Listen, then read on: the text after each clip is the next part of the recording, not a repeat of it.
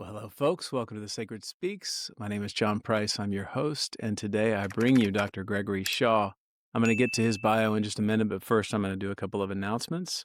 So I'm excited to join Rich Roll on his podcast coming up in late July. I'm sure that'll air sometime in August. Be on the lookout for that. I'll let you know more as a date approaches.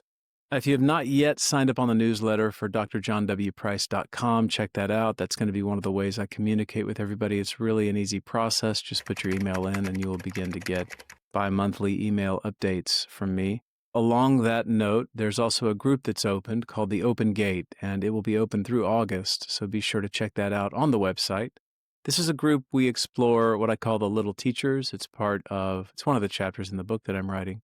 And it's a way of looking at the various emotional experiences that we in our modern culture tend to pathologize. But it's essentially a reframe of what we would consider to be, and as a psychotherapist, what I witness most people, including myself, tend to do, which is try to fix, change, or shape their felt experience as opposed to turn toward dialogue with, connect with these little teachers. These are initiators. So we're a group that meets once a month and talks about these various initiators, little teachers. Come join us. It's a fantastic group. And again, it'll be open through August, so check it out now. Many groups are coming online soon. I've got a couple of different offerings, so check out drjohnwprice.com to learn more. And also, as far as community partners is concerned, as always, check out the Jung Center, junghouston.org. And also the Center for Healing Arts and Sciences, a boutique integrative wellness practice my wife and I started many moons ago. It is a fantastic spot. If you're in Houston, come check us out. So without further ado, I'll introduce you to Gregory Shaw, who is a professor emeritus of religious studies at Stonehill College and a leading scholar of Neoplatonism, especially the Theurgic philosophy of Iamblichus. He is the author of Theurgy and the Soul and Hellenic Tantra, works that explore how ritual embodiment and divine participation form the heart of ancient Platonism. Shaw bridges rigorous scholarship with lived spiritual practice, showing that theurgy is not just metaphysical theory, but a transformative path for today's seeker. I found the book incredible and the conversation enlightening and expansive. So I look forward to presenting this conversation to you now. Greg, thanks for being here. Thanks for making the time. And for now, leave it there. Controls your dream, persuades your thoughts. So welcome, first of all, to The Sacred Speaks. This conversation is a ritual act of remembering. Today I sit down with Professor Gregory Shaw, a philosopher, scholar, and practitioner who has devoted his life to something I believe we're starving for, a vision of the sacred that doesn't reject the body or the earth or the felt experience of being human, but actually begins there. In this episode, we're exploring theurgy. Now, for many, the word might sound foreign or abstract, but what we're really talking about is a practice, a way of becoming porous to the divine, a way of offering ourselves not as something to escape from, but as something that gods might move through. Greg's work has helped me articulate something I've long sensed, that modern healing, traditions including psychotherapy, aim to help us hold ourselves together. And often that's necessary, but what happens when the deeper work is not about holding ourselves together, but allowing ourselves to be undone, to make space for the mystery that's always trying to speak. In this tradition, through Iamblichus and Neoplatonists, the goal isn't to transcend matter, for many, that you'll learn, but to sanctify it, to remember that form itself is sacred, that the one expresses itself not by escaping the world, but by pouring itself into it, into symbol, into ritual, into you and me. We talk about how memory isn't just about the past, it's a return to the real, and we ask what it means in this world to become a vessel, not just a thinker or a seeker, but a living site for divine presence. So I invite you all to listen in a different way. This will be more than information. Let it be a form of recollection, a sacred disruption, a breath, and a connection with you, Greg. Thanks for being here. Wow, that's quite an introduction. I feel like I don't need to say a damn thing. Well, let's unpack it then. Let's Okay. dig in. Yeah, let's unpack it. I'll follow your lead in questions and Good. So respond. I of course, this word theurgy, I want to understand the historic aspect of your interest in Iamblichus and Neoplatonism, and just to frame that in, what is theurgy, so on and so forth. Let's begin at the beginning, so to speak. Okay, well, the beginning in terms of what theurgy is and who Iamblichus is that Iamblichus lived in the 3rd to the 4th centuries, 242 to 324 of the Common Era AD. And he was a Pythagorean and a Platonist. And he was from Syria, and he was descended from kings and priests. He sort of had a high bloodline going for him. So he studied Pythagoreanism, he studied Platonism. From what we've read, he probably went to Egypt. We know for sure that he went to Rome. Probably, I don't know that there's any evidence that he went to Athens, but he studied with Platonists, and he became completely immersed in the Platonic tradition. And the Platonic tradition at that time was cutting edge intellectual, spiritual tradition. If you wanted to deepen yourself spiritually, whether you were a Christian or even some Buddhists came over, but whoever it was, the Platonists really had how would I put it? They had they had the fire, the noetic, the spiritual fire and intellect.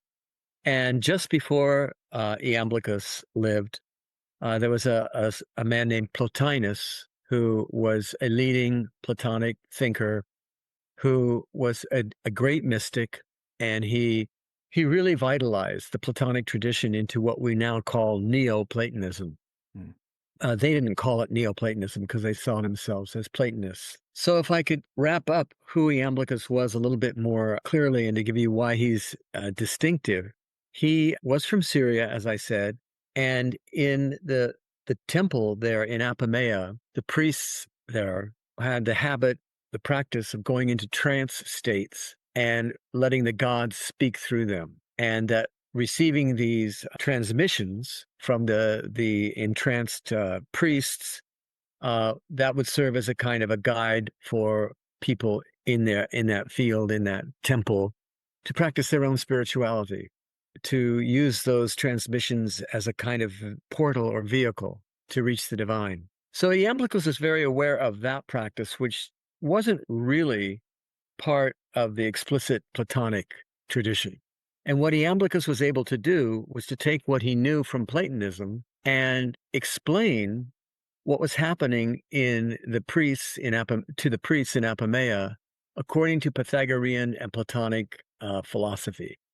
So he expanded the understanding of these ritual practices of entrancement, and he put it into a Platonic context.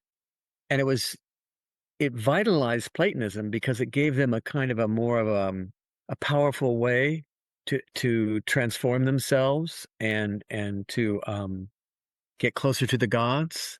And it also was able to translate the practices into a kind of the vocabulary of the time, the philosophic vocabulary of the time. So it sort of universalized them. So Iamblichus is known for having brought those traditions together and created something that he called theurgy. And theurgy is from two Greek words, theon, which means divine, and ergon, which means action. So that the highest achievement, you could say, for any Platonist would be to enter into a theurgic state where he or she is synthesizing their activity with the ongoing activity of the god.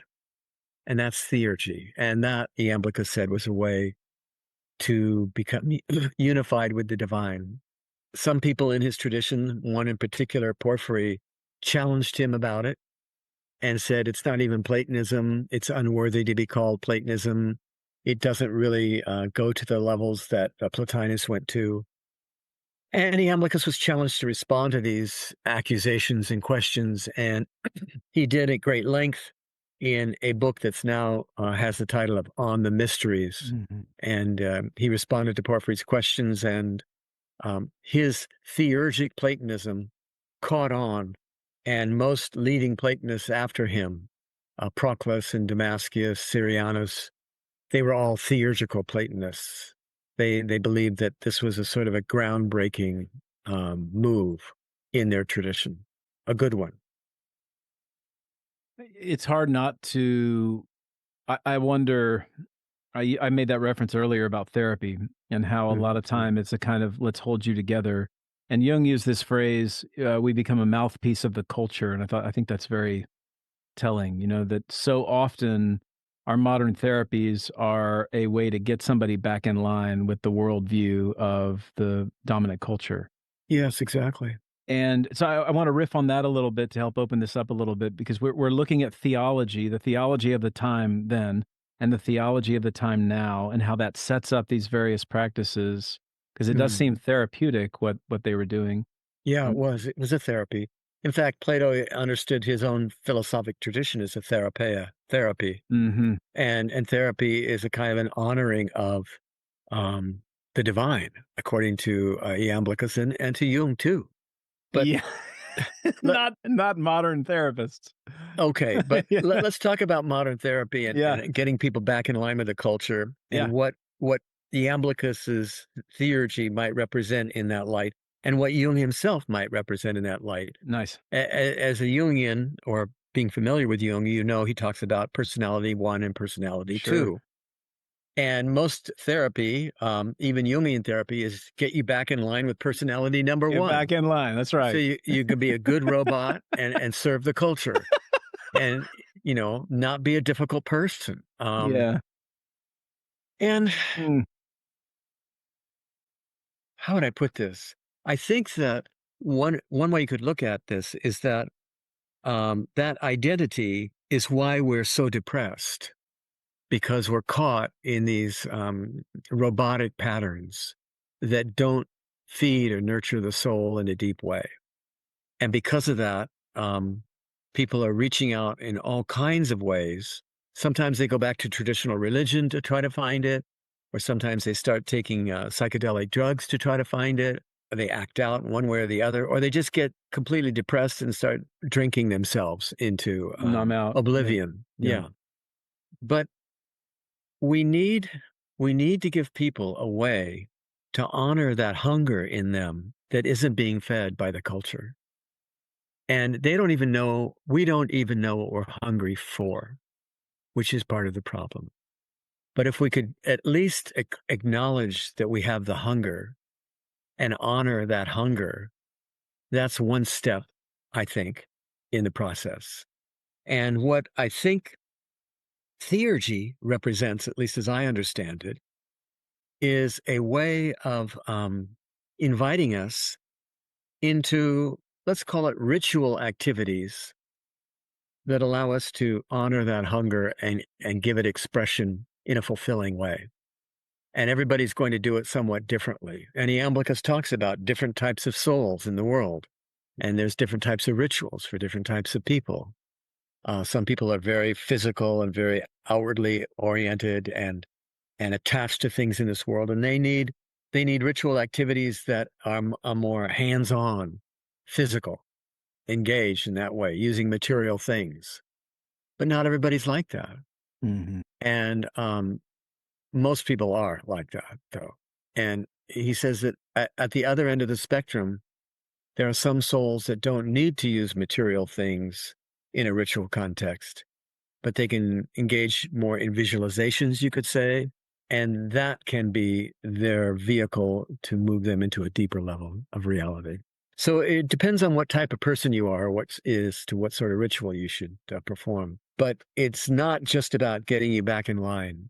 Although the culture then was a lot different from what we have now. I mean, maybe in some ways, traditional culture in the Greco Roman world might have been a little bit healthier than what ours is. Maybe I'm just biased against our culture's illnesses, but I don't know that they would have used the language that Jung uses, personality one and personality two. Mhm. They use slightly different language like invoking the gods, the one in us. They have different ways of talking about something transcendent in us. And in some ways, personality number two is Jung's link to something transcendent, I believe. Mhm. Yeah. But go I li ahead. You was I liked his frame in the Red Book when he says the spirit of the times and the spirit of the depths, and yes. that's just so it does bring up a really good question. You started to go there around evaluating. I know you and I have both, shared an interest in catafalque as a as a very potent realization and kind of critique of our modern culture. So Peter Kingsley's book, yes, Catafalque. yeah, Yes, thanks. yes, yeah. And so part of the way he began the book, which I think is so compelling, is he's talking about enchantment spells and how, regardless of your kind of understanding of this time or that time, my interpretation is that we're all enchanted by some spells that dislocate us from the expression of a more soulful existence. And so, Yeah. what do you see the spell of our time, and what was the spell of their time? Oh God, that's a huge question. It seems to me that somehow we're put under a spell from the moment we're born. Yeah, And we are, fall under the spell of what our parents give to us. And that's the spell that we live in. I think we're spellbound our entire lives, yeah, one way or the other. But in terms of what's different about that world and our world is that they lived in a world that was what we call it animism, that the world was not seen to be dead, that trees had spirit, animals had spirit, even the breeze had spirit, colors, the way the wind moves, was all speaking to us from a sort of an intelligence, which in the time of Iamblichus, that was palpable for them. That was real for them. And we would dismiss that as, oh, that's a primitive way of looking at things. yeah. Animism, that people thought that, the rivers had soul and things like that. But they did. And I think that is a very different kind of world to live in. And probably the only people who get a peek into that world are people who take mushrooms or acid or something and say, oh my God, the river was speaking to me. It's alive. And you say, what kind of weird, that's animism. That's where you feel like that there's a life and an intelligence in the world that you're living in. And we've been entranced to see it all as dead. And I think that has a huge effect on our souls and it's depressing for us and makes us feel isolated and alone and not connected. And that's part of the problem of the world that we live in that probably Iamblichus didn't face quite as profoundly. I can hear the critique of, well, yeah, but we've created so many advancements, and there's so many tools we have, resources. What do you say about that? I don't have anything to say about that. I do. God, it. I mean, yeah, sure. Somebody say, well, yeah, you want to give up medicine and, all that. No, I recognize that we have created all kinds of cool devices and cars and smartphones but it is as if there's a part of what we've been given as human beings, which is our intelligence. And we're only using one part of it. Yeah, We're only using the part of it that can manipulate things in the world in a kind of conceptual kind of way. But the part of it that has this imaginative ability to connect with the stars and the planets and the whole world that we're in, that part we've shut off. And I think that's the part that is hungry and needs to feel connected. And people struggle with trying to find ways of making that connection. And I think there's a hunger for it. I think you're probably familiar with people who have a hunger for it. I don't know how. How do you think people satisfy that hunger? I mean, what do you think? I mean, I think I immediately want to reach for my phone. Oh, Yeah, yeah. you know what I mean. Like, I think there's a kind of like, for one, I think we're in a culture of addiction. Hmm. And I think the whatever you fill in the blank for those various addictions to satisfy that deeper need, because we all know on addiction, it's not the thing that you reach for is not the problem. It's something deeper. And so I think whether it's consumerism or distraction or some kind of comfort, self-protection, some illusion of protection, I just think we're in an enormous stage of it. The way to summarize, I think, what I was inspired by as you were talking is that we're in a stage of the illusion of progress and comfort. And I do think that that's what I was getting at in that argument, to think that, oh, because we're quote technologically advanced, it kind of serves as a filler for the depth of disconnection that we have for our more soulful connection. Right. We're constantly distracted by our toys. Yeah. And, Yes. and so Yeah. so that we don't have to feel Yeah. how alone we are, or not even knowing how to be alone. Mhm. And the more I think about it, I'm not a big druggie. Okay, I've tried a little bit of it here and there.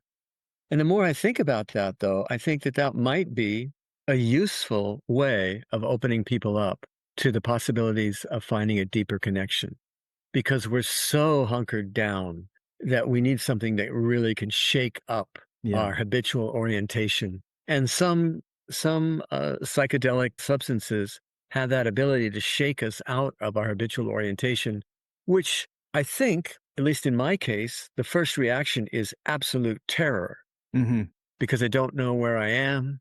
And not knowing if you're going to get through the next 5 minutes, because you're habitually so accustomed to being wrapped up in all these things that having that stripped of you through some sort of external, Mhm. thing that you've taken. The first part of it, I think, is just scary. And that anybody who tries to use psychedelic substances to transform themselves should be alerted to the fact that the first experience you'll have is probably complete terror. And maybe that's the world that we're living in now. That perhaps the time of Iamblichus, they didn't need so much powerful explosives to shift our orientation. But I think we might. I'm not sure. It I'm makes not sense. sure. Adyashanti has this really nice quote about how the speaking about this obsession with ecstatic experience and thinking that that is the thing, where it's a door certainly, but it's not the thing that you need to be connecting with. It just reveals to you a truth, and now your job is to figure out how to engage in practice Yeah. to be in that state of truth in a way that's unexploded by the compounds. Yeah, I understand what you're saying, and I think that there's wisdom there. And I don't know anybody who could. Well, maybe there are people who can constantly take substances and stay on an altered level, I haven't seen but it. I wouldn't be one of those people. Yeah. I think that here's the interesting thing, John. This world that we're in right now, the sacred speaks. The whole. You could even say the whole new age kind of enterprise of trying to find something deeper, more meaningful. Mhm. There's something about it that's almost distasteful, Mm. that in the sense that it becomes another commodity Mhm. that we're trying to buy it, that we're trying to put down our whatever it is, that our credentials to get it, whether it's money or reputations or whatever. And then we're supposedly getting it. And people then try to get credentialed. Oh, I had this experience, or I studied with John Price, or I spent a whole summer at this Tibetan monastery, and Yeah. and now I know. And no, that you don't know. Mm. You might as well just say, I went to every NFL football game for a whole season, Mhm. and how cool that was. I mean, what gives us our credentials? And we've created this new age version of getting credentialed. Mm. And I'm not saying that there's nothing to it, because there's some real value in reflecting on ourselves and asking where our habits come from. But how would I put it? Our monkey mind, or our hunger mind, wants to translate that right away into some sort of credential for ourselves.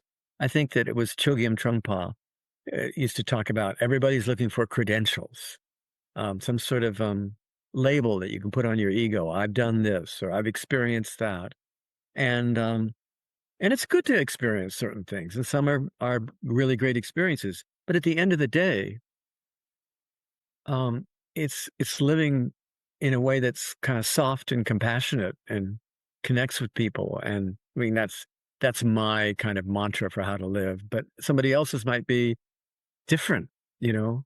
And I wouldn't question their. I don't know what the right path is. So I've written about theurgy and Iamblichus, and Iamblichus, is a great, wise, fundamentally deep guy. And you'd think that I'd have something really insightful to say about how to live in a fundamentally deep way. No, I think each of us has to figure it out on our own. And I think that to the degree that I've said anything that's of value in what I've written, if in reading it, the poetry of what I've said opens you up to something deep in yourself, then I've done what I need to do. Or in our conversation or in your therapy work, Mhm. if you say something that the poetry of how you said it opens someone up to something deep in themselves, that very moment is what's of value. And it's not how to explain that moment, but it's just being opened up.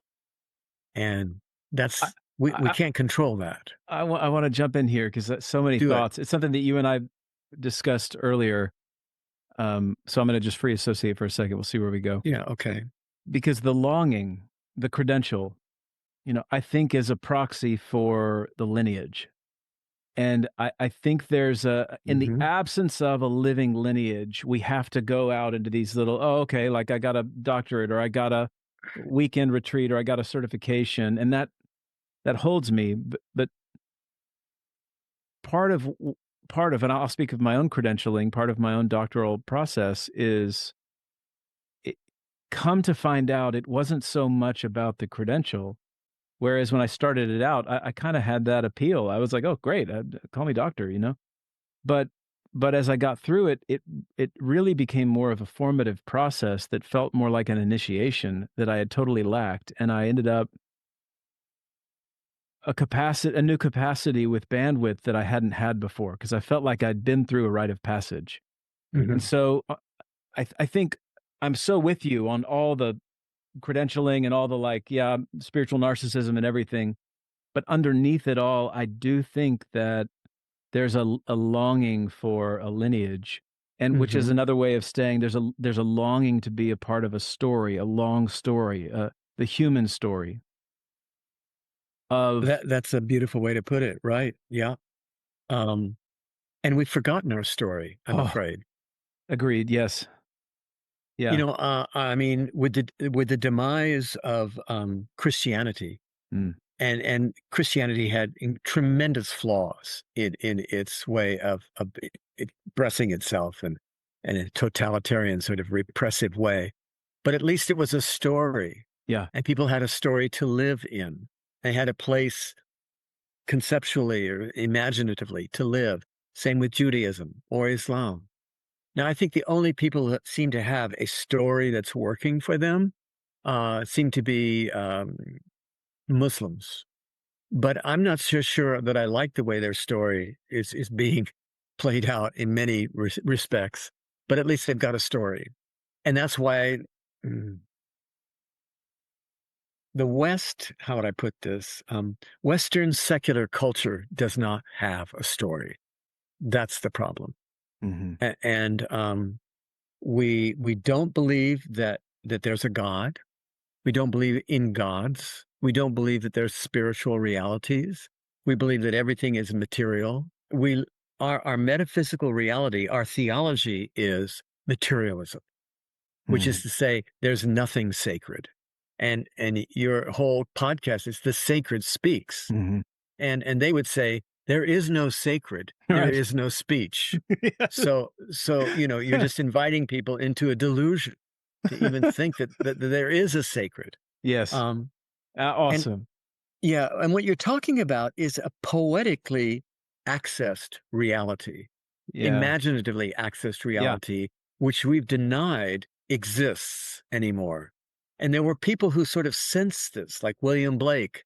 He says imagination is reality. Yeah. And he talked about the mind forged manacles of that Yeah. kind of way of thinking about the world that cuts us off from the deep world that the imagination invites us into. Ah, yeah. I don't know where I got on that, but you were talking about where we are, and I think we live in a world where we don't think imagination has any reality at all, Well, and yet we're so hungry for it, and we're yeah. so easily manipulated by imaginative images. This is how advertising works, and by kind of dark magicians who use images Mhm, all the time mhm. to manipulate people into buying products or going into wars. I Yes. mean, we need imagination. We need, I know you were talking about longing for lineage and for a tradition, Hmm. for a story. I think this is why a lot of Americans I know have been attracted to, say, Tibetan Buddhism, Yeah. because in some ways, the Tibetan Buddhists have managed to continue their story, their lineage. And as best they can, they're trying to share it with Americans. And we kind of access it in our American way. And we repeat, Tibetan mantras and stuff. And there's a part of me that's a little bit resistant Hmm. to adapting to another culture's story. I want to find something in my own roots, which Yeah. is why I'm drawn to the Greeks and to their philosophic tradition and to Iamblichus and Theurgy and to Plotinus, because that was a really, really deep story. Hmm. And it was accessed through philosophic reflection. And I was talking to a friend the other day about this, and her comment was, her name is Danielle Lane, and she's a really good philosopher, Platonist. And the idea is that the commentaries that these philosophers would write, that they write a commentary on Aristotle's book on the soul, or they write a commentary on this dialogue in Plato, or commentary on that dialogue in Plato. When they were writing commentaries, they weren't just analyzing these things Hmm. like we would today, like to explain it conceptually. The activity of analyzing a dialogue of Plato was a way of entering into an activity itself that was transformative. That the intellectual activity of writing a commentary was like a dance, and not in order to explain what it means, but to invite you into the mystery that that the dialogue invites us into, and that my commentary on that dialogue is meant to invite us into, so that we misunderstand the Platonic tradition when we see it as only intellectual. And that's the problem that I encountered when I first started working with the Iamblichus, is that initially his emphasis on ritual was rejected as not being Platonic because it didn't seem intellectual enough, because it emphasized ritual. But all of their intellectual activity was ritual, if we really think about it in a deep sense. But we've lost that deeper sense of what they were doing. And I think I'm kind of discovering it through the back door of theurgy, and seeing, hey, everything they were doing was in a way theurgical, because it was activities that transformed their mind and made them connected to the cosmos, an animate cosmos. Animism was the world in which they lived. Everything was alive. The cosmos was alive. Every time the sun comes up, it's like it's a glorious theophany, you know? Mm. And and um Yeah. and they had hymns to the different planets and to the sun and to the moon, and they were able to engage in the beauty of the world in a way that is not even conceivable to us today. So I think that the lineage is important. I understand what you're saying. Hmm. Where do you find the lineage? I thank you. I had strangely, I had a radical experience when I realized that the lineage I was looking for was on my bookshelves already, and it Yeah. was really found in the Greek philosophical traditions. And so I had fantasized about going down to South America, or certainly I spent a lot of my childhood fantasizing about a lot of the indigenous traditions in the Americas. Because there was this Mhm. exotic reverence. I really was the reverence to the cycles of the cosmos, that I found to be so compelling, but I didn't have a language for in my own systems. So I think things really turned for me when I realized, oh, I do have that tradition. There is that lineage. I just need to reclaim that or resurrect it in an important way. And so I've been on that path for a long time. I don't think there's a lineage, because I have a lot of my friends who are in the Tibetan tradition, and there is that direct, my teacher's their teacher, their teacher, their teacher. I don't so much have that. I have teachers. It's a multiplicity more than anything. Like the way that you and I are convening, I really view that as part of my kind of resurrection and reclamation process. Because Right. theurgy, to me, m- I don't mean this just intellectually. It makes total sense when I bridge together what I've been studying in Jungian theory, in my psychotherapeutic practice, seeing some of the issues with the ways in which we suffer and the patterns that are continuing, and how modern orientation to cure is not that at all. It creates blindness and disconnection from the soul's way of speaking. So I really relate with your particular study in particular. I really meant that. Theurgy opened something up for me. Yeah, it's interesting because I think that some people are finding in theurgy things that I didn't even know were there. Right on. And when they realize what I've been able to communicate about what theurgy was for the Neoplatonists, they say, I know that because that's part of what I've been trying to do and what I am doing in my world and in my tradition, in my way. I mean, you could say that this notion of theurgy is kind of a universal truth, you Yeah. could say, about how deep religious experience is supposed to work. That it comes, as you were saying in your introduction, it allows something profound to come through us. Mhm. And that's the way we do it, by becoming vehicles of something deeper. And I think that what we want is, and that's to enter into the story. So the story becomes alive through us. Mm, mm. And that's I think what we want. I think that's what I want. And Oh, I relate. yeah. When you mentioned that you're looking at Native American stuff, there was a time for me for a while where I read everything that Carlos Castaneda wrote. I did. I did. Man, I tore through every single thing that guy wrote. Yes. I loved his work because one, Yeah. he was funny.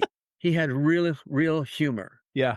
and there was real intelligence there. Yeah. And it didn't take fools for, there was Mhm. no, don't no fools can enter into this process. You have to have a cutting clarity of understanding. It's not like a mushy, oh, we just love everybody bullshit, Right. which is, I'm sorry. I mean, I like to be gentle with people, and I am, Yeah. but that's sort of, I think Trungpa called it idiot compassion. It doesn't Nice. do any good to anybody. And what I liked Yeah. about Carlos Castaneda's books was he was able to stop you Mhm. from thinking in your habitual way. Yeah. And I even he had a metaphor for it called "Stop the World," Mhm. and that Mhm. it just I think it was one of these sort of like he was a trickster, and Yeah. he was able to open us up through his tricks. And I loved that about him. And did he make it all up? Maybe he did, Maybe. and I more power to him. Mhm. It was genius and imaginatively right on target. But the materialists in us want to say, "Well, did we really find the shaman named Don Juan Matus, and where did he live?" And they want to you, you Yeah. reduce it all to measurable, provable, you know, uh, categories. And I think that's one of the problems of I like academics and I like trying to get a PhD and I like having gotten a PhD, and I think that's important. But it's hampered by this Mhm. kind of materialism that still sort of is the ruling metaphysical world in which academia lives. Um, it, and even with all the brilliant people who are in academia, they sort of have to um, tip their hat or show obeisance to the materialist rulers of our culture, and not make sort of comparisons between maybe Buddhism and South American shamanism, because Yeah. there's no connection. You can't make well, maybe you can in terms of experience. Um, and what's the point of doing scholarship? And what's the point of studying religions except for trying to find something profoundly moving and valuable for who we are? That's what I think it should be. And, and I'm going to stop myself here because part of me is extremely critical of certain, I don't know how I would describe it, because I like a lot of new age people. And you could even put me partly in the category of sort of new age type people, but there's people who become self-deluded Mhm. and sort of, I met a guy once when I was in a spiritual group in Arizona. And this is a stupid story, but I'll tell it because people like stories. He called himself Love 22. Okay. And he had an entourage of women with him. And he was a decent looking guy. He had a guitar and he came to our group and he talked about himself because he was Love 22. And at one point he said that he knew that he was Jesus come again. Yeah. Poor guy. And I asked him, because I'm kind of nasty, I wanted to draw him out a little bit, see how freaking stupid he really is. I said, well, how do you know that? And he said, well, because I was born in Rhode Island. And the letters above the cross, INRI, Iesus Nazareth Rex Judaios, are INRI. And I guess in one of his sort of altered states, he saw those letters above the cross Yeah. and applied it to himself. I was born in Rhode Island. It's proof right there. I'm Jesus. That's so lame. I hardly even think it's worth telling the story. But there are people who are so taken with themselves because they want to feel meaningful. Oh. They want to be part of a meaningful story. And that allowed him to feel part of a meaningful story. And it actually energized him enough to make him feel sort of like charismatic Mm-hmm. so that people could feel his charisma. But based on what? And I think we need to be careful. As much as we want to let the story live in us, I think we need to be discriminating about what story it is that lives in us. Yeah. That's one reason I like the Greeks and I like the philosophical tradition, because it requires a real kind of intelligence and a sort of self-questioning and a sort of humility. And Socrates, to my mind, represents the model for that, is recognize that you don't know. And Mm. only by going through that portal of not knowing can you let the story live through you in a genuine way. Because it's not about what you know. It's about what can be known through you or Mm. for you.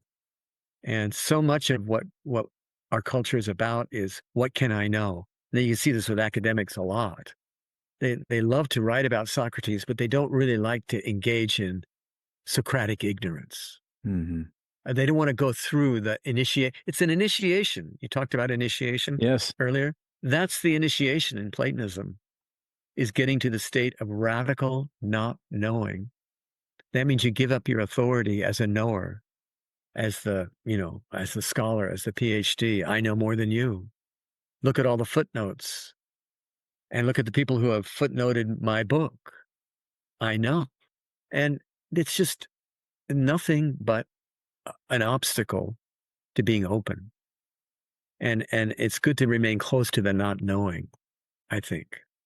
So thank you for that. This is great. This sets up something important, which is I want to the big word dualism. I want to get into a bit because a thought. And you write in Hellenic Tantra, which of course the book, two books, Theurgy and the Soul, and Hellenic Tantra.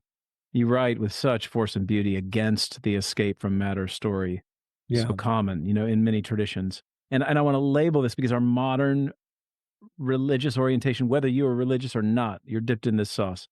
I think that in modern times, our religious idea is transcendent. And so it's very much a dualistic tradition, that's something out there, over there, away from here.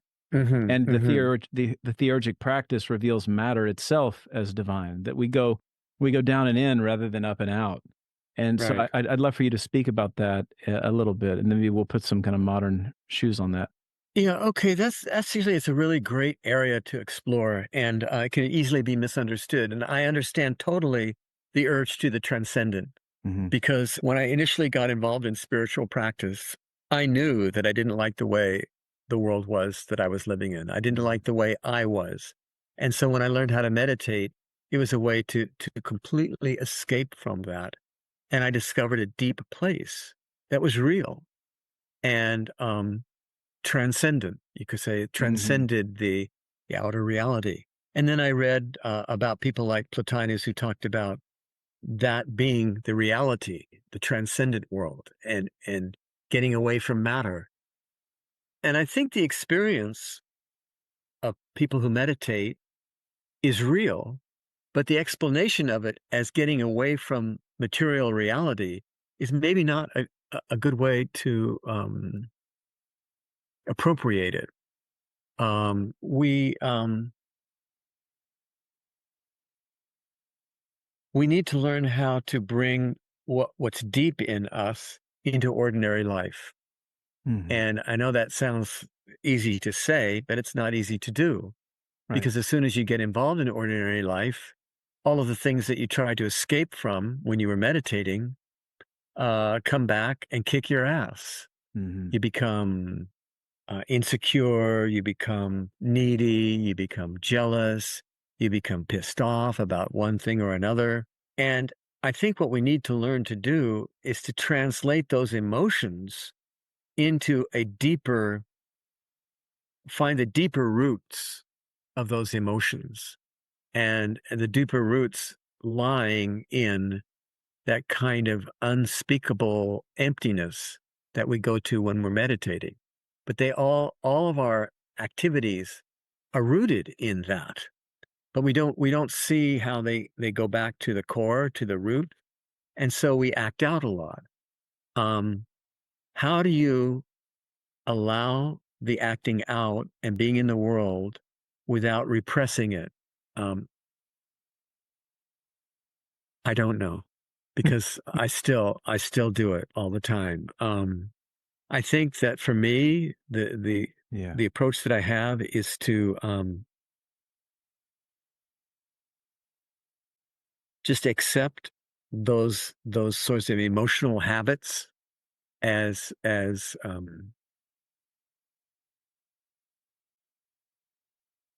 I guess this sounds a little bit too elevated. It's part of the divine energy that lives in me. It doesn't feel like divine energy that lives in me when it's happening. It just feels shitty. It's just it. Uh, That's but it. but you know, I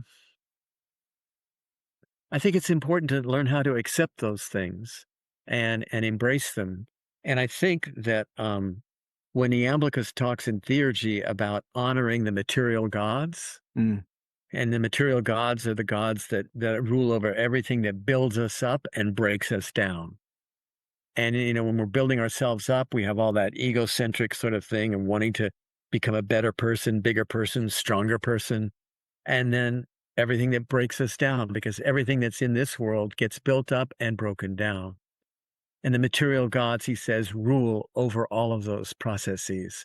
And unless we honor the material gods, we'll never reach the spiritual gods, the gods that are above the material realm. And he does speak in that language. It's kind of metaphorical, but Mhm. what I understand him to mean is that the spiritual gods are present in the material gods, but we need to honor their material expression before we can enter into their spiritual root. And that's not easy to do. But I think there may be, could say, artificial ways of doing it. Sex, drugs, Maybe and rock and roll? that might be one good way. That was always my attempt.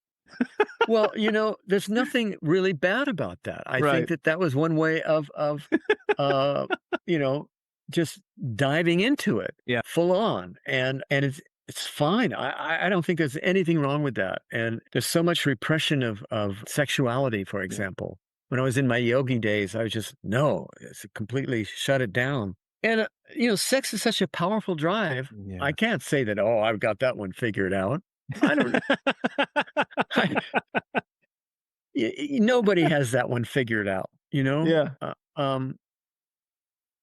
We're living it's like surfers. We're living in the ocean. We're not Oh, ruling the God. waves. We ride the waves. Yeah. And Great. sometimes we crash in the waves and sometimes we get a beautiful ride. And it's the whole process of trying to figure out how to enter into the rhythm of Mm. what's happening in our lives. Mm. That's the discipline, I guess I would say. Mhm. So when we talk about dualism, we're talking about trying to cut out certain things in our lives so that we Mm. can preserve the better things. And I think sometimes the cutting out can damage us in some ways. And there are times when we do have to cut down on certain things. Mm. When we're obsessively engaged in some sort of emotional habit of being enraged while I'm driving.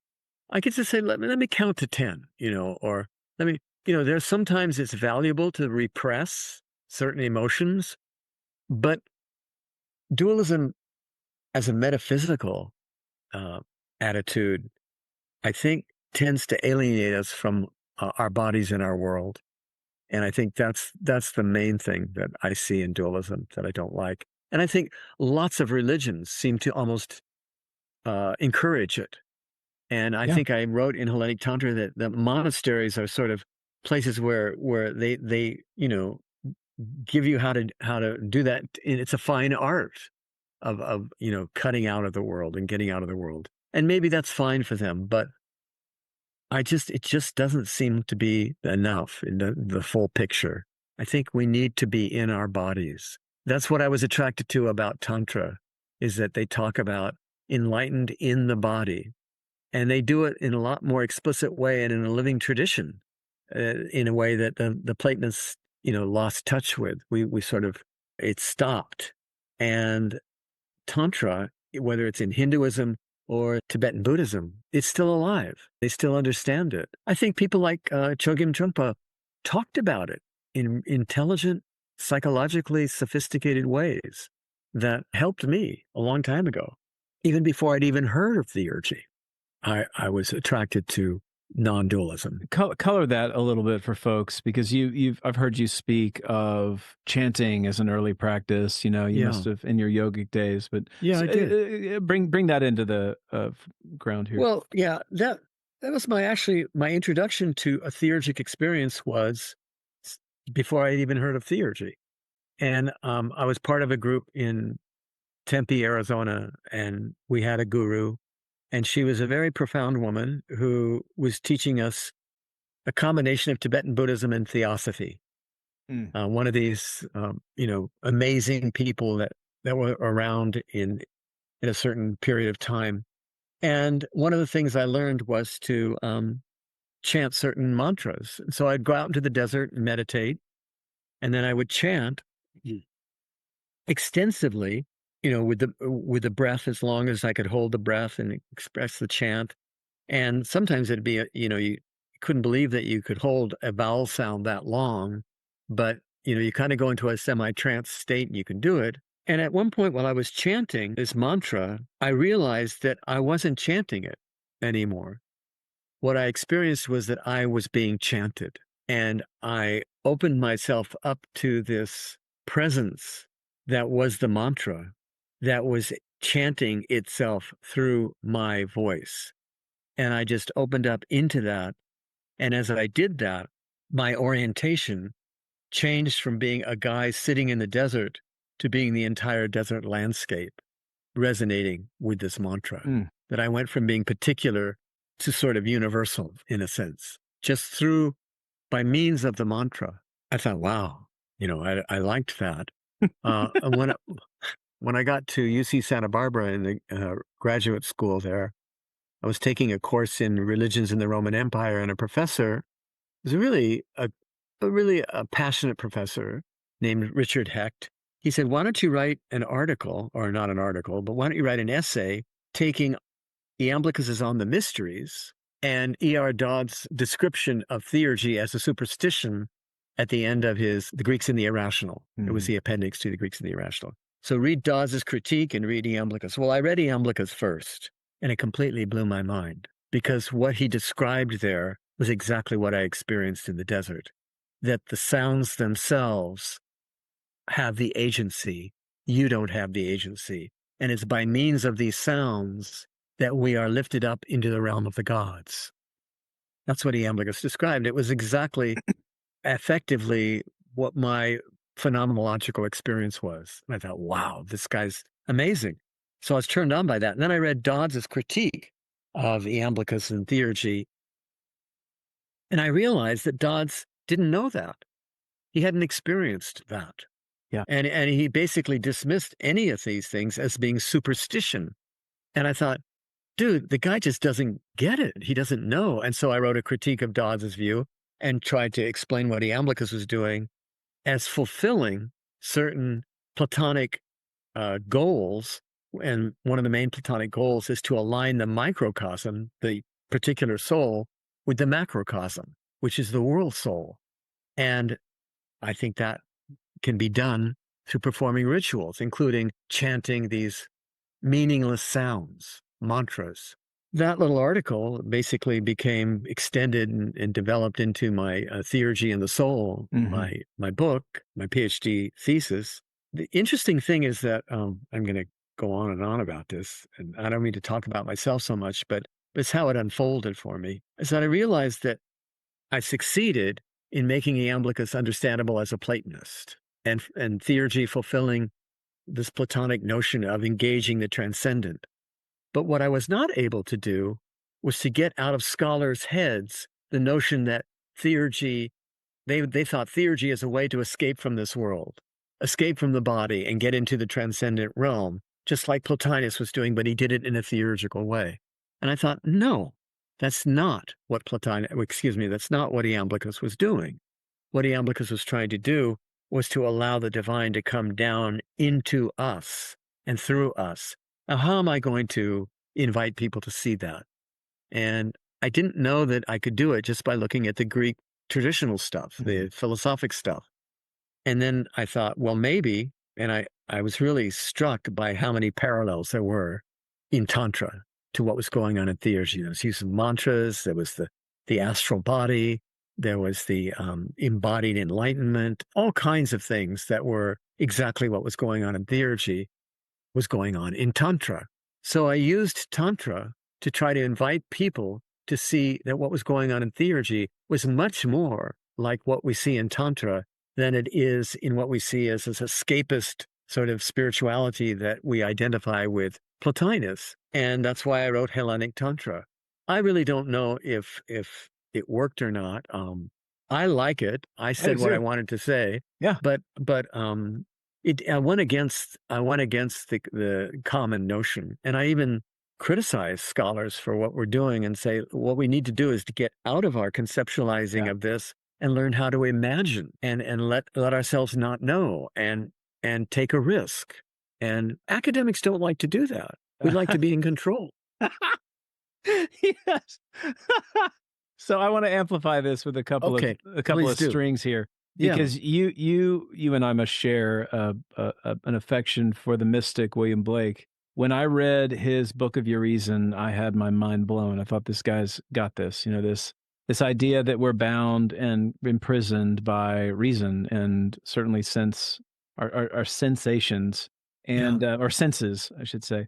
So I that thread really also links up with what happened to me when I was reading Castaneda, because if I get out of the that happened or didn't happen question and into the what happened to me when I was reading it, it was profoundly powerful. I'd not read anything like that before. Right. And I think on some level, well, you know, whether intentional or not, I can just say very clearly, it served as an initiation for me. Hmm. And and then it opened up practice, like real practice, which I think many philosophers in modern times are really kind of extractionists, where they're extracting information and analyzing it over here, but they lack in practice. And so Right. I want to propose this idea that one of my teachers asked me to consider at one point. We were reading the Red Book together, and he was saying that there's actually a book within the book, and that many of the practitioners, certainly from ancient time, they had to write their esoteric knowledge out in public spaces because they didn't, you know, they would just hand these things out. But there was a book for those people who could read the book, just anybody who could read. And then there was a book for those people who'd been initiated into the rites. Okay. And I think there's something interesting about that, that if you've had these, like, for example, Iamblichus for you, because you've been a practitioner and you've had the embodiment process, Yeah. you read the book in a very different way than a modern philosopher would read the book. Okay. Like E.R. Dodds didn't get it, and I did, so to speak. Yeah, I mean, so yeah, I mean, basically, yeah, look, I don't compare myself to Dodds. Dodds was a better scholar than I will ever be. He was brilliant, but he didn't have that part of his yeah, that's the point. awareness opened up. Yes, Right. yeah. Like, so you have a discerning logic, you have an incredible intellect. Dodds, I'm speaking to Dodds, right? Yes. There's Right. a really powerful capacity to reason, and I really respect people with that. It's great. It's great. It's beautiful. It's beautiful, and I like Jeff Kripal here, where it's wonderful. It's although it's incomplete, Right. and I love that when we talk about worldviews, oh, modern materialism, all these things. Like, not wrong, just incomplete, like very, very right, but just missing something and blind to what they're missing because of the particular worldview that they've been taken with. Yeah. So I want to lob all that out there to see what stirs for you. Well, now, when you were reading the Red Book with your professor or Mhm. your friend, Mhm. whoever it was, one of the things that Kingsley suggests in Catafalque is that the Red Book is just frightening to Jungians because it suggests that they're not really going to help people get back into personality number one, Yes, which is yeah. which is how they're selling their wares. Yeah, They come to yeah. talk to me, and we'll make you sane again. Whereas what Catafalque suggests is, come talk to me, and I'll make you go really freaking A little crazy. insane, yeah, Yeah, yeah, right. And that is dangerous. it is. It is dangerous, and it's not for everybody. And so now I've talked myself into a corner here, but it's not for everybody. So one, I'm not sure what you do with that it's not for everybody. And two, this tendency that we have, I have it myself, because that's how I know it, to take something very profound and deep and transformative and find a way of explaining it. Yeah, And when I explain it, I get sort of tantalized by my explanation, nice. and I think, oh, my explanation is so pretty, and I want to adore my explanation of Oh, it, and yes, and I yeah. then I want to sell my explanation, and then people can say, oh, Oh, that's it, hey. and that's not it. How do we people who are sensitive to these things and want to articulate it or share it in words, because it's normal that we want to share it, how do we do it in a way that still leaves the door open to it not just being some conceptual object that pretends to be the whole thing when it's not? How do we leave that flaw in, they say that when the Navajos would make these, weavings, the rug weavings, they'd always leave one piece of it as flaw, unfinished, to remind, us that we can't do it or that it's more still there. Um, and how do we write things that have a built-in incoherence to them? Beneath the coherence, how can we discover that what's not coherent that's actually transformative? I know kind of doesn't sound like it makes sense what I'm Makes sense saying, to but me. I like it. okay, yeah. Because the two words that came to mind were an experiential portal, which seems, that Mhm, that to mhm. me seems like it's the other piece, like you have the intellect and all the rational thinking, but then there's the experiential dimension that cannot be named. And that's where we are. And that's a real bitch to the ego. Yeah, it is. And sometimes I somehow feel that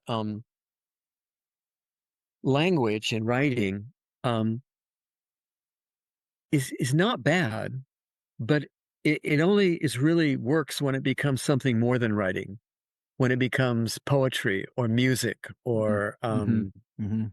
puzzles or enigmas. That's one of the things that I liked about Castaneda, is the way he wrote was sort of invited you into sort of puzzles, and that's what I found to be transformative about that book. And um, if he made it all up, more power to him. But I haven't figured that out yet, and I would like to know better how to do that. Well, I want to label that for a sec, or have an attempt at it, because I do think like the koan, there is there are ways to use language to liberate ourselves from what language creates. Hmm, hmm. And that's the Right. kind of Gordian knot, that we can get tied in, that, okay, I'm a languaging, storying being that needs the language of the story to tie me in a knot so that I become unstoried storying, like there's some weird I paradox. I know what you're talking about. Right. Yeah, and so that was the turn on for Castaneda for me, is that I didn't even at the time, I was like 19 years old, and I was having my mind shredded. I mean, I thought, "Holy shit." And so I wasn't even in the conversation of, was this real or not? I Right. was I wasn't either. I didn't care. I was just having an experience that got really weird. It did. Yep. It got weird, and like weird things started happening in my life that I couldn't explain, that I didn't tell anybody except my brother, who was like, "Yeah, he's reading it too." And so there did seem to be some kind of the images that the language created for me put me in some kind of a dislocated Yes. space Yeah. that created the possibility of that happening again, which seemed very seductive and interesting and erotic to me. Yep. Yep. Yep. And sometimes synchronicities start to happen at that Yes. time. That's what I mean. Uh, It was weird. Yeah. yeah. And you feel with those synchronicities that that's where this animism idea comes in, that there's some sort of Fascinating. world soul that's somehow communicating with me. And when that initially starts to happen, especially if you're all by yourself, it's hard to know how to make sense of it because why me? Why Mhm. am I the chosen one here? Mhm. Or why is this all coming down on me? And it's hard to integrate that. And I had a hard time with that when I was younger, and I got these hugely inflated ideas of who I might be or what I was supposed to do. And I told absolutely nobody because it was like, I don't want to sound like I'm crazy. I'm some sort of religious prophet, or I've been called by the other worlds to embody this reality with a capital R. And yet deep down, I knew that I was. Yeah. And that's the part that we have to wrestle with. Deep down, we know that's who we are. And yet we're invited in our culture to just be an ordinary guy. This is not a really good way to sort of communicate this, but I had a dream once where I was in graduate school and we were studying Clifford Geertz and this how to study religion, what's the methodology of religion. And I was a graduate student at UC Santa Barbara. And I had a dream that was so completely mind blowing that I'll confess, this sounds completely crazy. I realized that I was the mother of the universe, Mm. not just conceptually, but I was. And yet I had to get up and go to class as some ordinary dude just studying Clifford Geertz. And I knew that I was the mother of the universe. And, at the same time, how was I supposed to have relationships with a girl? Hey, I don't mean to frighten you, but I'm also the mother of the universe. I mean, when these, so I can kind of like dress it down here and sort of Yeah. like come, It's profound. civilize it by calling Mhm. it an archetypal experience. But when we have archetypal experiences, or when we're possessed by an Yeah. archetype, and that already sort of, oh God, thank God I got it out of the experiencing the archetype. So I can conceptualize it by saying I was possessed by an archetype. Oh, that feels okay. Yeah, I understand.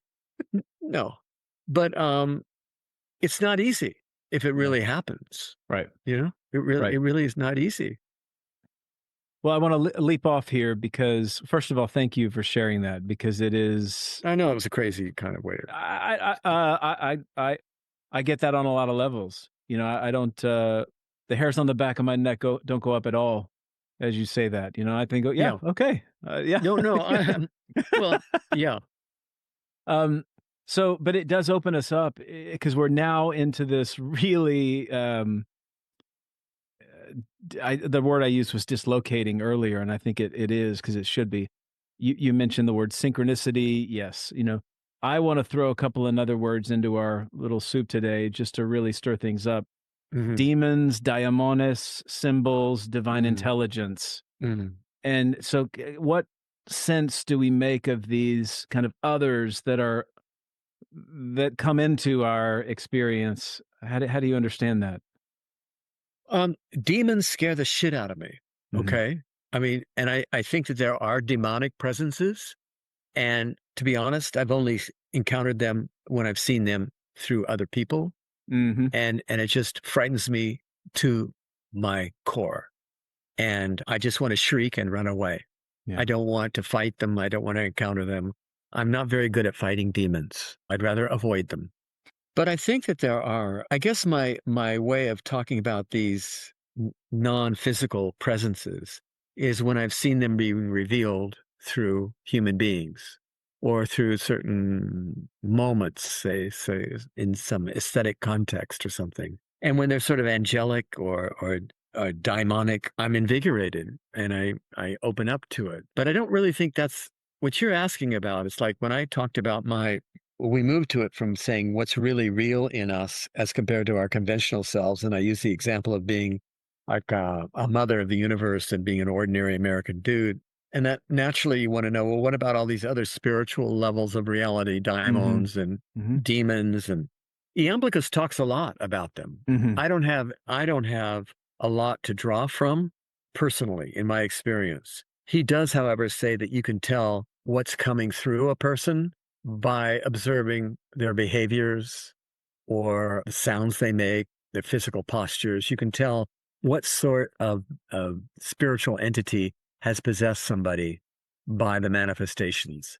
Mm. And that's interesting. And I was really very much gratified to meet a Santeria priest by the name of Jose Redondo, who was at a conference that Charles Stang and I ran at Harvard, Mm. where he talked about, and he's the head of this group of he calls them his children, and he's the priest, and they would do rituals where they use a lot of percussion and dance, and then they would become possessed by the what he calls them is orishas, which are these angelic spirits of the air. Usually they're orishas, and he could tell which orisha has come into somebody, how deep they're possessed by the orisha, and he can also tell if they're faking the possession from an egocentric sort of thing. And people who work in this area, they can see these things, and it's normal for them, unlike it would be for somebody in a PhD seminar. You know, we don't learn those things at UC Santa Barbara or University of Chicago, how to identify the possession of an Orisha and how far it's coming. But that's a real discipline, and it takes a real kind of an intelligence that we have forgotten because Mhm. we've stepped out of the world of animism, the world in which there are spirits in the world, because we think the world is dead. It's just matter. And the only reality it has is what we imagine that it has in a sort of thin kind of imagination, not a deep kind. Um, but yeah, I don't really have so much experience with that. And you might have had more because of your work. Um, Yeah. and can you tell us a little bit Yeah, yeah. about I that? mean, I would have answered the question very similarly. That my experience has been primarily through possession states of people who have, I wouldn't consider myself to be somebody that works in that territory because I tend to work with folks that are, I think, lesser possessed. That Yeah. there Okay. there there are possession states, but they're not something that you might find in a place that has, full blown, what we would call full blown psychosis. Right. Yeah, Exactly. Right. and certainly somebody who works in prisons.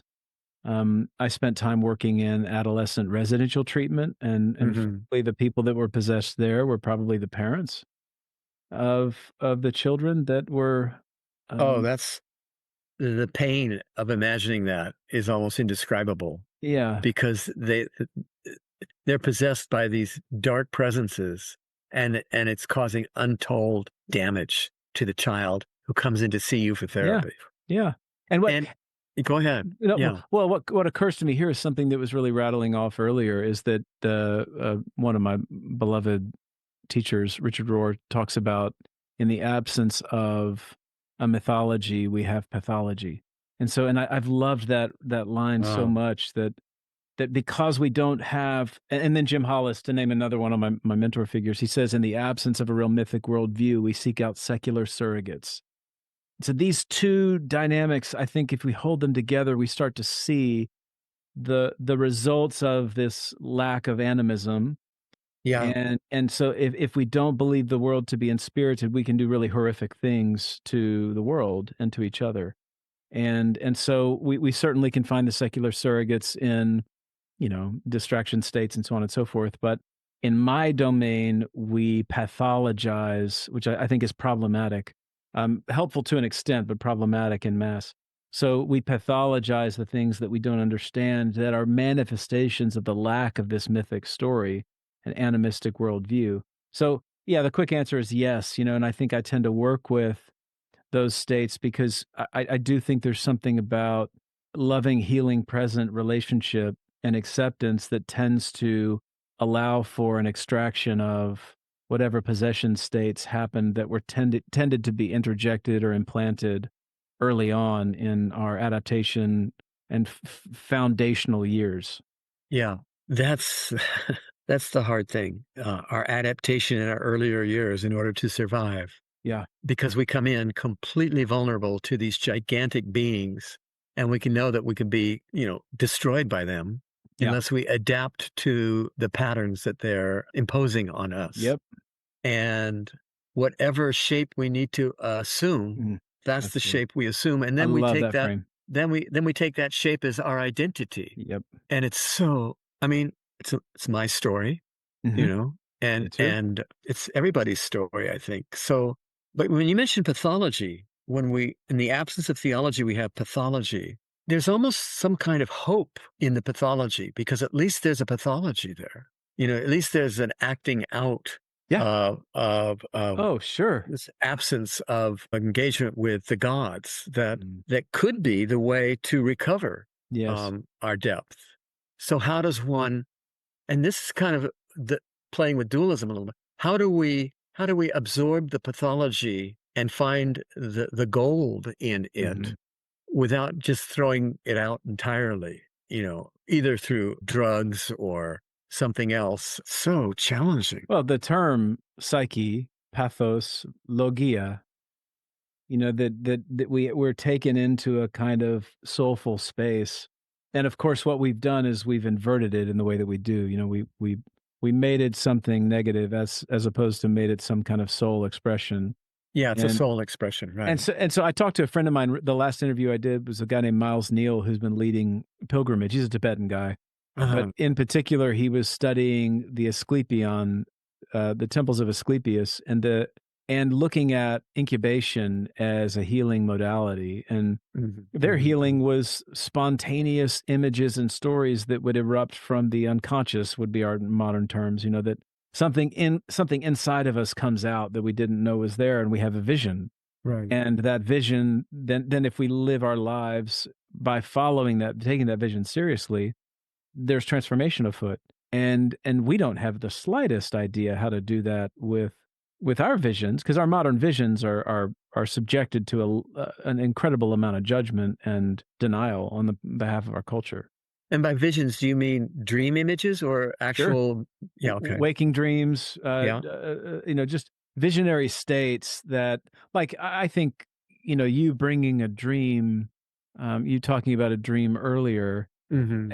and having that be it, we have defined dreams as some kind of random firing and consolidation process in our neuroscientific worldview, and it's like, well, that doesn't explain that. Maybe, like, is that, like, okay, but No, the yeah, right. experiential I aspect is so different, so listening, like, if you lived a life in fidelity to those visions, how would it be different for you? absolutely, and there are very, very few people who do that. Sure. Um, Yeah. and, there's people who are still living in a world of animism. Yeah. Um, either they have to develop a kind of warrior spirit in a Oh, way well said. to combat there's a very strong, almost, dark, controlling, quality to our consensus reality that wants to make sure that nobody steps out of it. Mm, And, so they need to have a warrior spirit and be very on guard about even making friends who would sort of, subtly try to deny the reality of their animistic engagements, because that's what the consensus reality wants to do. And psychologists, I would say, might be the very worst people at being subtly trying to explain away yes. the realities of their experience as, well, that's just this or it's just that. And Yes. Yes. that's what I like Jung, is that he was willing not to do that. That's right. That's me too, totally. Because I'm a psychologist. I'm with you. Like, I find that to be highly problematic. And on some level, I had to unlearn so much of what I did learn. Oh yeah. And Hillman's good for helping us with that too. Totally. Totally. Um, just as an aside, in terms of dreams, and dreams are always really important for me. I became frustrated with all these techniques of, finding something that clicks, and then and then you start to create a sort of a meaningful explanation of what your dream was. And after I would do that, the power that the dream had was gone. Uh-huh. I had an intellectual explanation. I discovered a guy, however, who taught a way of re-entering dreams as a kind of active imagination Mhm. in a group, and his name is Robert Bosnak. Oh, sure. And, Yeah. and I took classes with Bosnak Fantastic. for years and years, and entered into dreams as imaginal landscapes and become imaginal myself. And that is a very powerful exercise. Well, That that it goes to exactly what you're talking about. The word for a lot of the things that you're talking about with theurgy, the word embodiment comes to mind, and so there's a kind of in the imaginative state as opposed to thinking about it and right, and right, moving your body around in the and I think Gestalt therapy did a good job of getting close to this too, which is psychodrama, that kind of yeah, yeah, good, become the yeah. image. Become the image, exactly. And the thinking about it and explaining it as if you're on the outside looking down at it, that's not going to get to the power of it, or what Hubris. really initiates us. Yeah. Yeah, go ahead. I wanna be mindful of our time and, Yeah, and I was just thinking about that too. yeah. So Okay. I just a couple more questions, and then we'll start to close out because Okay. I think in this we're setting up this really important process of becoming. I think that's a good term, becoming the image, becoming the symbol, becoming the so what do you say to this question of how can we discern when an inner voice or vision is a message and when it's a projection, desire, or fantasy? Like that dualistic interior process of is that my ego or is that my soul? Well, let's say you take a dream. Yeah. It's always more than what you think it is. I'm very reluctant to just say, oh, it's just a projection of some sort of need that I have. Mhm. Because beneath that projection of some sort of need that I have is something even deeper. I think it was a guy I knew quite well, and really admired him completely, is a Jungian named Robert Johnson. Yes, I don't know if you're familiar with him, and I he talked am. about active imagination. Mhm. And he said he was working with a client, patient, whatever you call him, and he was trying to help him learn how to do this active imagination and sort of do incubation. And the guy came up with all kinds of dreams, and he said, it's just me doing this and this and this, and it's just, he reduced it all to his own ego structures. And I think that at the end of the process, Robert invited him to look at it as actually revealing the most profound need that the guy had, that he wasn't even conscious of, that he thought it was just superficial and peripheral, but beneath the peripheral and superficial was something deep. I do. So no matter what the dream is, I think something deep is there. Mhm. At the same time, there are some dreams that are just so profoundly non-personal Yeah. and transformative that you just have to recognize that there's an archetypal quality there. And Iamblichus talks about different types of dreams. He says some dreams come from the gods and some come just from human imagination. Mhm. And he was more of making that distinction. I'm more willing to see some of the divine stuff in the human, but there are certain dreams that you just know they come from some profound place. And I guess the question we might have is, it depends on who the person is who had the dream. Mm. And our consensus reality is to say, well, you can't have a divine dream because there is no divinity. You can't have a dream of divine wisdom because there is no divine wisdom. We're living in a very reductive, materialistic world, and that's depressing.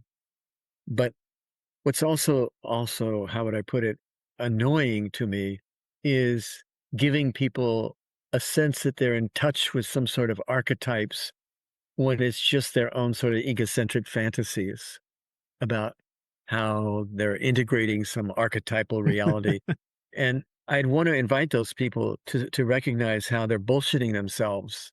I think most of what we do in spiritual work is that we deceive ourselves almost as soon as we get a chance to go deep. We want to make it something about me. Mm. And so radical sort of questioning is really important, I think. Suspicion of whatever it is we think we're doing. And so somebody could say to me, well, you thought you were the mother of the universe. Well, how do you know, blah, blah, blah. That's fine. I'd be willing to say, dude, that would be a good, critique of whatever. But it wasn't. I know. I mean, some things you just know, you know. I remember the morning that I woke up from that dream, my throat was burning right here, just above the chest and right there. And it was like hot. And something happened, and some dreams are real and you just know them, that Yeah. they're real. And some are real, but the realness is hidden behind the bullshit. I think Hillman talks about that too, is that the gods and goddesses come to us in the guise of our neighbors or refrigerators or whatever else it might be. And we have to kind of find the gods within them, in this archetypal psychology. So last question. How did that dream change your life? I'm not in a position to say Hmm. because I'm not the same person that Wow. that could talk about what changed.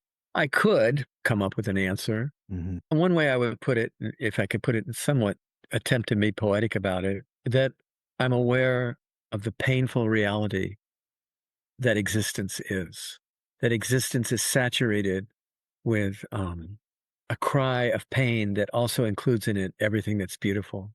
That, and that's what I experienced in that particular dream, was that it was a ripping apart.